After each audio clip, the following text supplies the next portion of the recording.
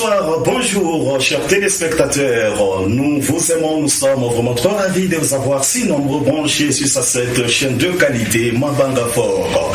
Moi, c'est votre âme de serviteur Boileau Vive Libanga. Pour cette soirée, je ne suis pas seul.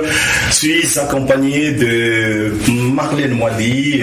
Marlène Moidi est apôtre, conférencière, écrivain, avocate et épouse d'un grand leader, un grand baobab de l'évangile du Seigneur Jésus-Christ sur cette terre des hommes, l'apôtre Joseph Kalala, visionnaire, fondateur de la grande communauté des églises évangéliques Vie Nouvelle partout dans le monde.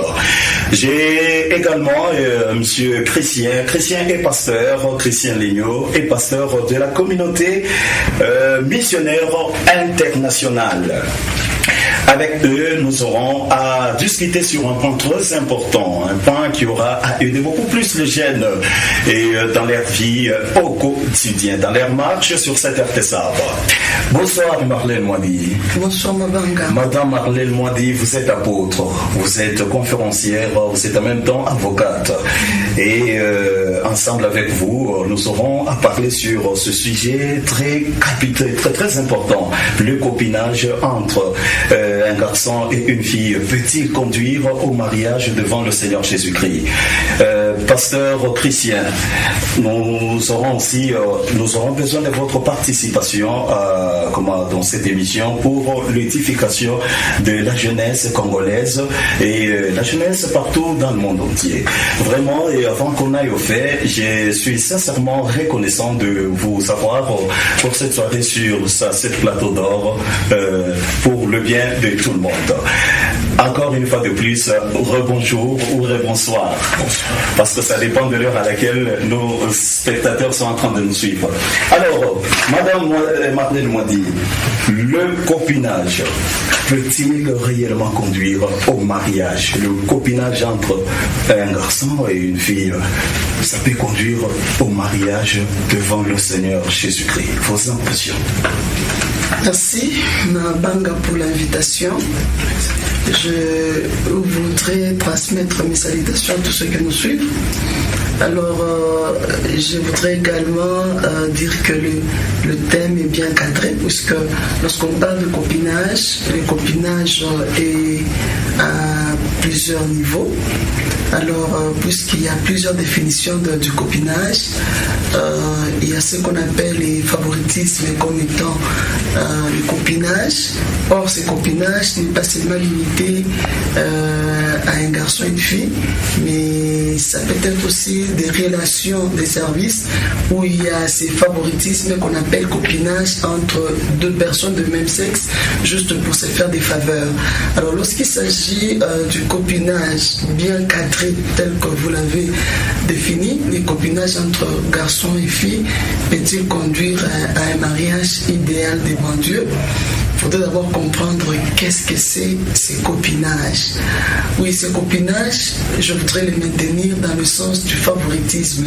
C'est une amitié qui est basée beaucoup plus sur le favoritisme, c'est-à-dire un ami ou une amie qu'on aime plus que les autres, bien qu'on n'a pas un contrat bien défini entre les deux, mais avec lesquels on a beaucoup plus à lui faire des faveurs, des cadeaux, plus que les autres. Alors, en d'autres termes, c'est une amitié qui commence, mais qui s'approfondit par rapport aux autres. Par rapport aux autres liens, par rapport aux autres relations. Alors, généralement, ça implique certains actes, certaines pratiques qui se définiraient selon les sociétés. Alors, selon les sociétés chrétiennes, selon la morale, selon certaines mœurs, de manière différente. C'est-à-dire, il y a des sociétés qui acceptent ces copinages, c'est-à-dire lorsqu'il y a l'implication de plusieurs actes dedans. C'est-à-dire les actes anticipés de mariage qui pourront être pratiqués pendant la période du copinage. Il y a des sociétés qui les tolèrent. Il y a d'autres sociétés aussi il y a d'autres mœurs qui ne les admettent pas. Il y a également la Bible qui a sa position vis-à-vis de ces pratiques-là. Alors, si aujourd'hui nous voulons parler si ce copinage pourrait aboutir à un mariage idéal, je pourrais dire oui et non en même temps, les deux.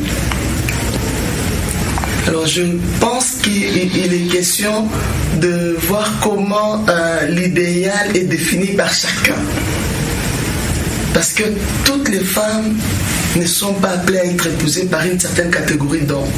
Et tous les hommes ne sont pas aussi appelés à épouser toute catégorie de femmes. Donc, à chaque homme, il y a un idéal. À chaque femme, il y a un idéal. Alors, tout commence par là. Parce que le copinage commence très tôt avant qu'on ait la maturité de se fixer son idéal. C'est ainsi que plusieurs se retrouvent dans le piège.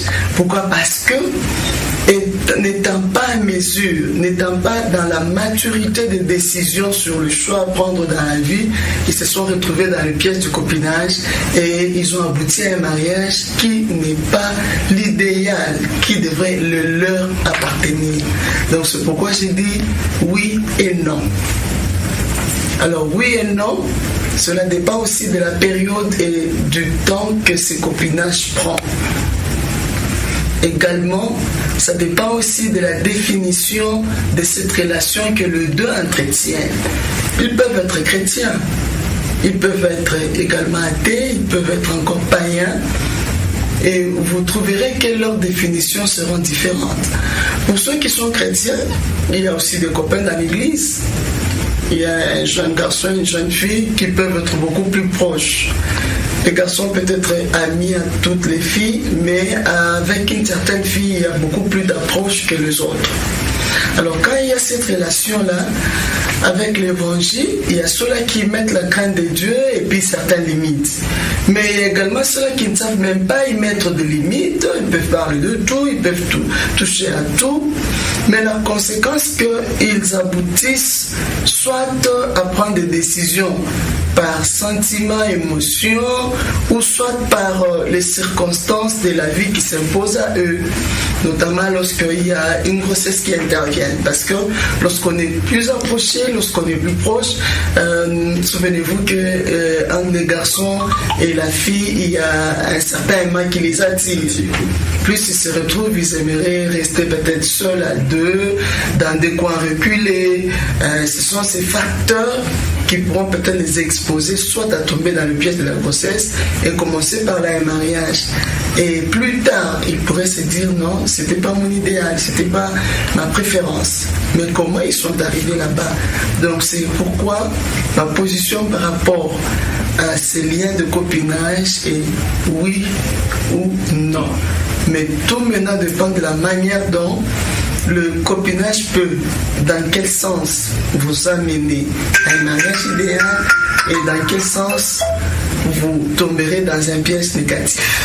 Alors, pour ne pas peut-être donner l'occasion au diable, vous savez, vous êtes apôtre, la Bible demande aux chrétiens de fuir, par exemple, l'impudicité, le fait d'être tout le temps ensemble, ça c'est une bonne occasion pour que le mal en profite.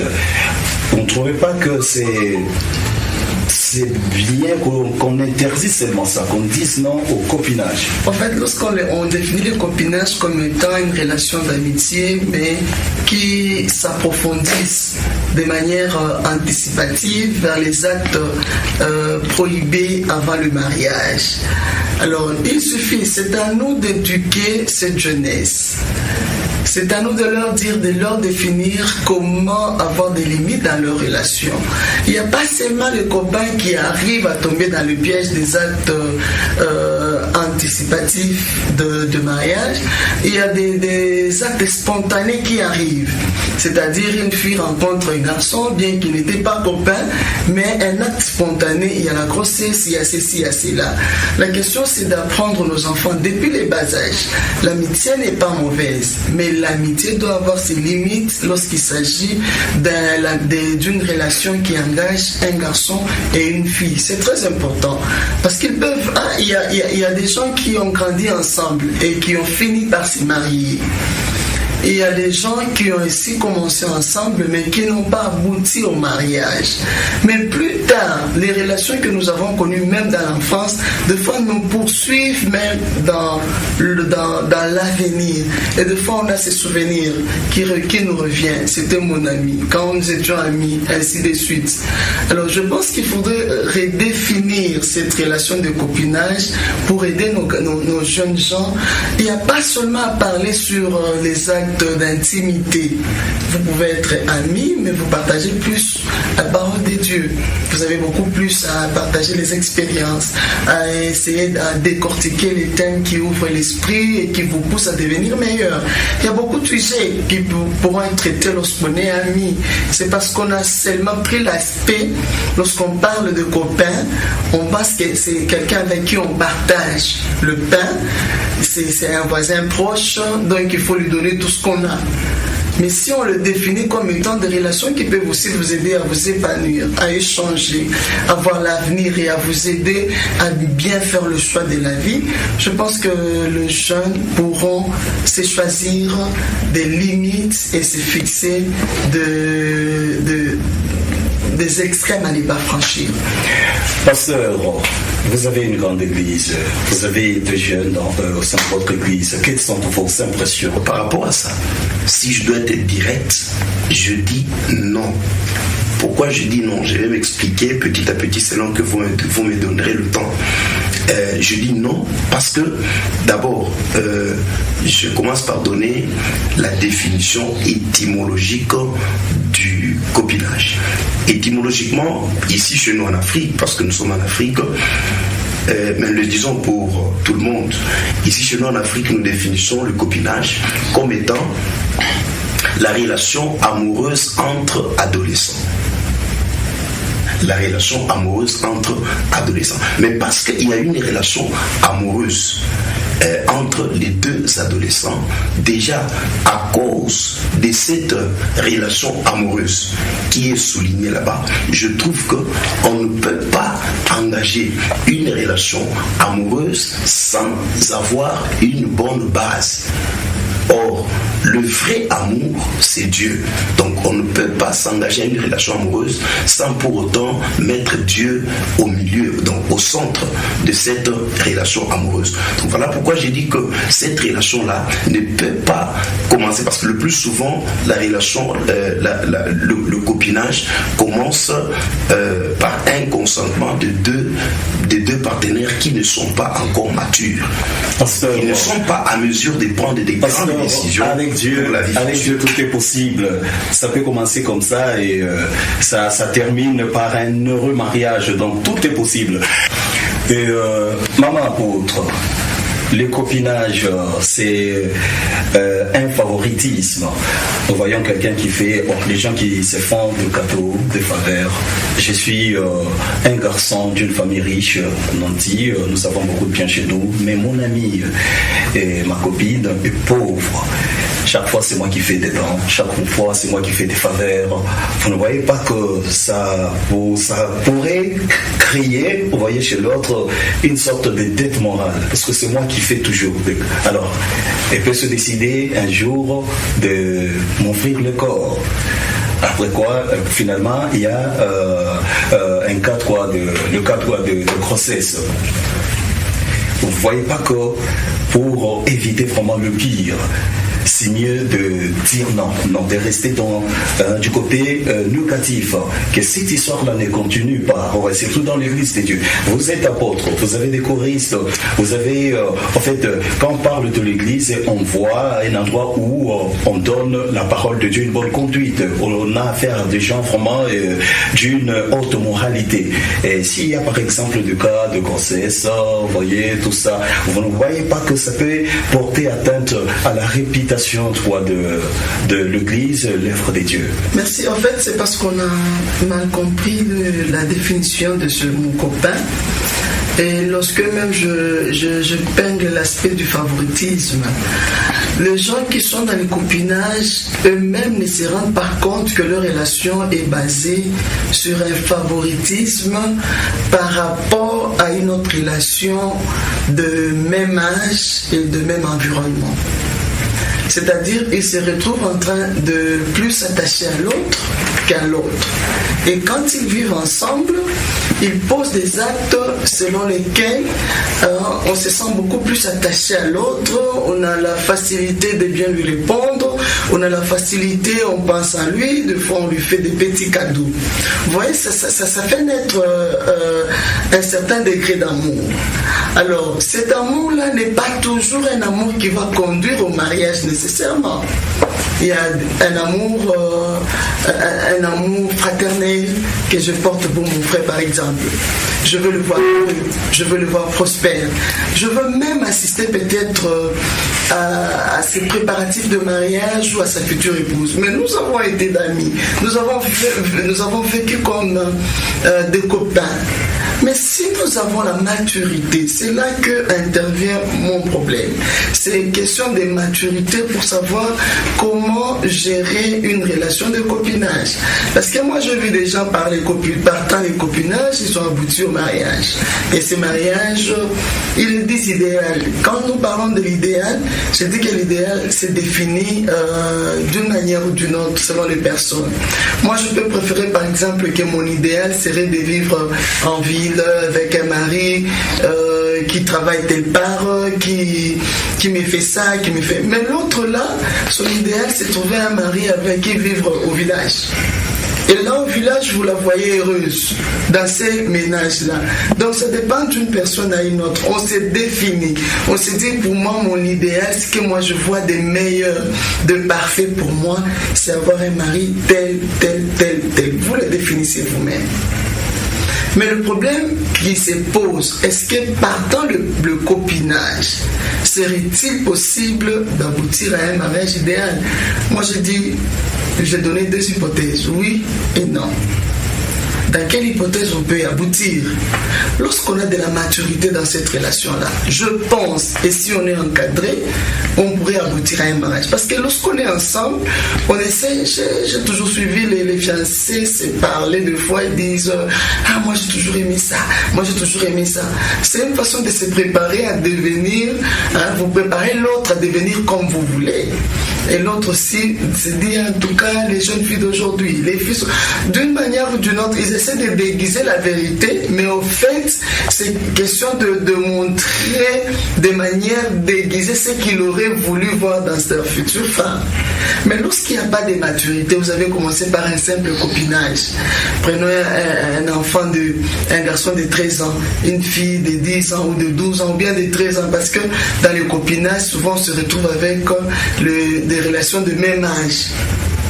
Parce qu'on a commencé à l'école, dans une même salle de classe, on s'écrit des lettres, les lettres d'amour, ainsi de suite.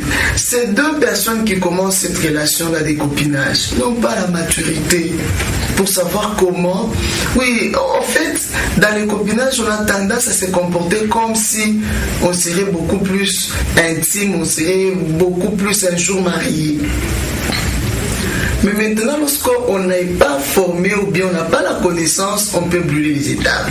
Lorsqu'on brûle les étapes et puis on a commencé trop jeune, il peut y arriver maintenant lorsque la fille atteint l'âge de la maturité et sait maintenant discerner le bien et le mal de manière exacte. En ce moment-là, il peut se dire, ce garçon, pourquoi je l'avais accepté? Ou bien je me suis retrouvé grossièrement déposé chez lui et nous avons commencé à vivre ensemble. Mais en découvrant ce qui se passe chez les autres, en ayant maintenant la connaissance, on regrette plus tard. Mais lorsqu'on est dans les copinages et qu'on atteint la maturité, on sait peser. Peut-être qu'il y a les gens qui se disent nous sommes copains, mais nous ne sommes pas appelés à nous marier. Nous ne sommes pas appelés à devenir un jour un couple heureux, parce que vous pouvez être copains, mais vous avez des caractères opposés. Madeleine Moadi, nous avons été vraiment bénis par votre présence et vos interventions ont été vraiment très impeccables. Une grande bénédiction pour la jeunesse de la République démocratique du Congo, en particulier et en général la jeunesse du monde entier. Pasteur, merci beaucoup pour votre présence.